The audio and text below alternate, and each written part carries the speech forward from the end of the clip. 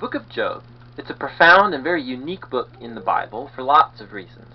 The story is set in a very obscure land that's far away from Israel, Uz.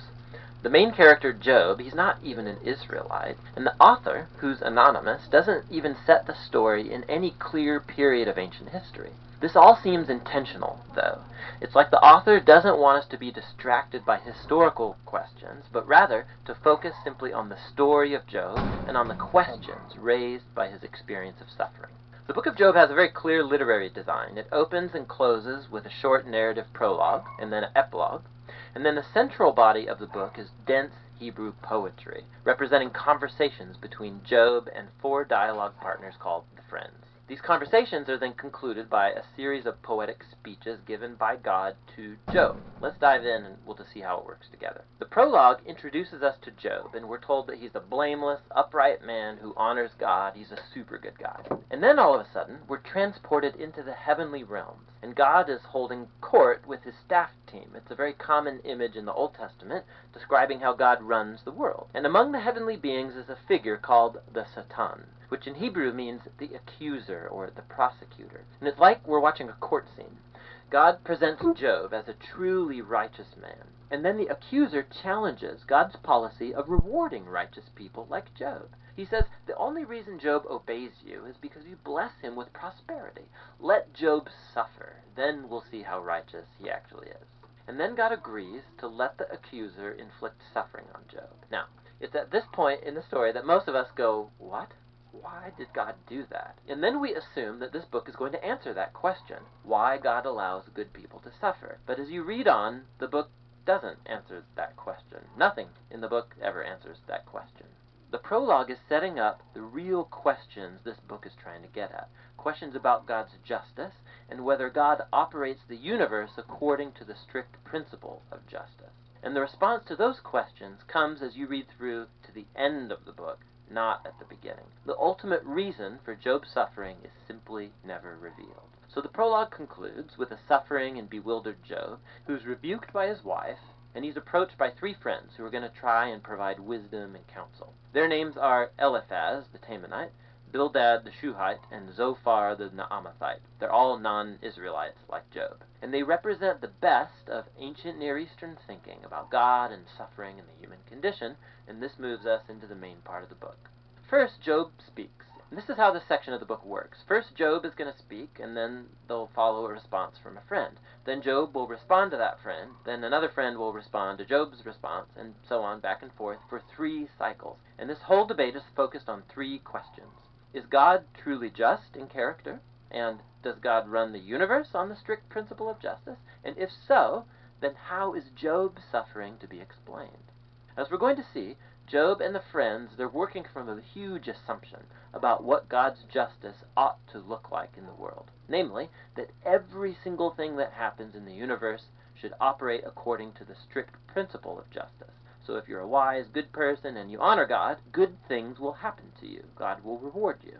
But if you're evil and stupid and do sinful things, bad things will happen to you. God will punish you. Now, Job's constant argument throughout his speeches is this. First of all, that he's innocent, and so the implication of that is that his suffering is not a divine punishment. Now we know from the prologue, both of these things are true. Remember, God himself said, Job is righteous and blameless. And so Job concludes his argument by accusing God. God either doesn't run the world according to justice, or even worse, God himself is simply unjust. The friends, on the other hand, they beg to differ. Their argument is that God is just.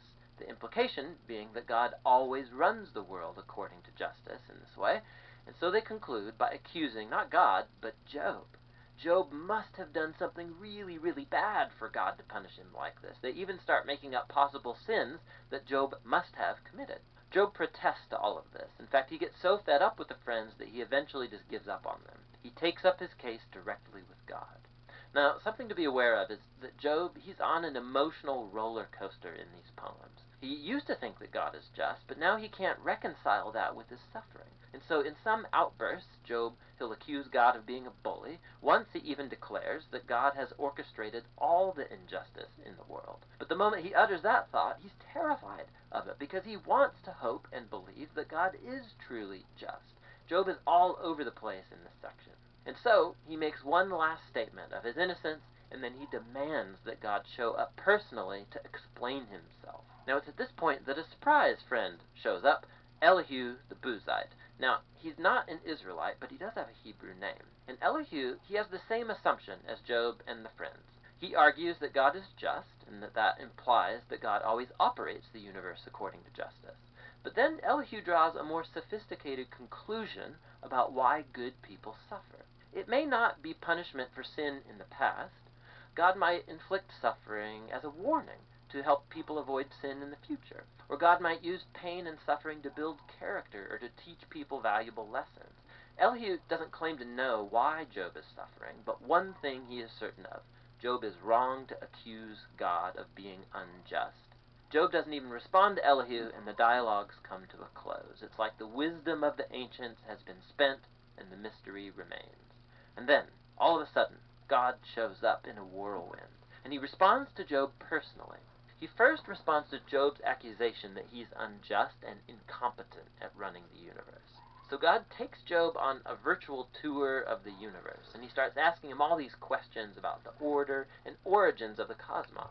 Was Job ever around when God architected the earth or organized the constellations? Has Job ever commanded the sunrise or controlled the weather? God has his eyes on all of these cosmic details that Job has never even conceived of.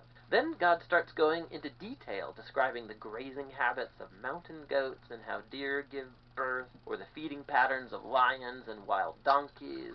What's the point of all this? Remember the assumption of Job and his friends about what it looks like for God to run the world according to justice. Underneath that assumption is a deeper one, that Job and his friends have a wide enough perspective on life to make such a claim about how God ought to run the world. And God's response with this virtual tour, it deconstructs all of these assumptions. It first of all shows that the universe is a vast, complex place, and that God has his eyes on all of it, every detail. Job, on the other hand, has only the small horizon of his life experience to draw from. His view of the world is very limited. And so what looks like divine injustice, from Job's point of view, needs to be seen in an infinitely larger context. Job is simply not in a position to make such a huge accusation about God. After the virtual tour, God asks Job if he would like to micromanage the world for a day, according to the strict principle of justice that Job and his friends assume, punishing every evil deed of every person at every moment with precise retribution. The fact is that carrying out justice in a world like ours, it's extremely complex. It's never black and white, like Job and the friends seem to think. Which leads to God's last point. He starts describing these two fantastic creatures, Behemoth and Leviathan, which some people think are poetic depictions of a hippo and a crocodile, but more likely they refer to well-known creatures from ancient Near Eastern mythology that are used elsewhere in the Bible as symbols of the disorder and danger that exist in God's good world. These creatures, they're not evil. God's actually quite proud of them, but they're not safe either. The point is that God's world is amazing and very good, but it's not perfect or always safe. God's world has order and beauty, but it's also wild and sometimes dangerous, just like these two fantastic creatures. And so we come back to the big question of Job's suffering. Why is there suffering in God's world? Whether it's from earthquakes or wild animals or from other humans, God doesn't explain why. What he says is that we live in an extremely complex, amazing world that at this stage, at least, is not designed to prevent suffering. And that's God's response. Job challenged God's justice. God responds that Job doesn't have sufficient knowledge about our universe to make such a claim. Job demanded a full explanation from God, and what God asked Job for is trust in his wisdom and character. And so, Job responds with humility and repentance. He apologizes for accusing God, and he acknowledges that he's overstepped his bounds. Then all of a sudden, the book concludes with a short epilogue. First, God says that the friends were wrong, that their ideas about God's justice were just too simple, not true to the complexity of the world or God's wisdom. And then God says that Job has spoken rightly about him. Now this is surprising, because it can't apply to everything Job said. I mean, we know Job drew hasty and wrong conclusions, but God still approves of Job's wrestling, how Job came honestly before God with all of his emotion and pain and simply wanted to talk to God himself. And God says that's the right way to process through all of this, through the struggle of prayer. The book concludes with Job having his health, his family, his wealth all restored, not as a reward for good behavior, but simply as a generous gift from God, and that's the end of the book. So the book of Job, it doesn't unlock the puzzle of why bad things happen to good people. Rather, it does invite us to trust God's wisdom when we do encounter suffering, rather than try and figure out the reasons for it. When we search for reasons, we tend to either simplify God like the Friends, or like Job, accuse God, but based on limited evidence. And so the book is inviting us to honestly bring our pain and our grief to God, and to trust that God actually cares and that he knows what he's doing. And that's what the book of Job is all about.